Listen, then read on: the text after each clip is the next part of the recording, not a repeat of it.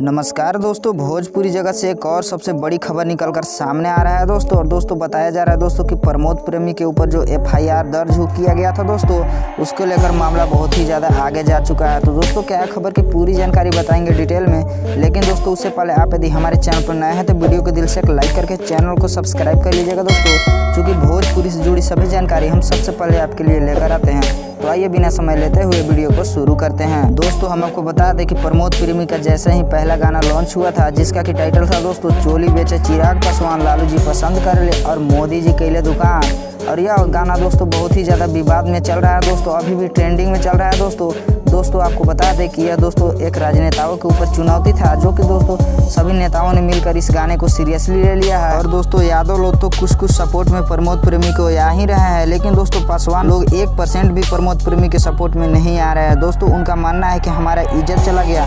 लेकिन दोस्तों power star Pawan Singh ने उनके सपोर्ट में आते हुए लाइव आकर बताया है कि इतना तो होली में चलता ही रहता है। पावर स्टार ने बताया है कि भोजपुरी में तो हल्का फुल्का विवाद होते रहता है, इसे दिल पर नहीं लेना चाहिए। आपको क्या लगता है दोस्तों, पवन सिंह ने जो कहा है सही है गलत? अपना राय कमेंट में जरूर दीजिएगा दोस्तों। मिलते हैं नेक्स्ट वीडियो में।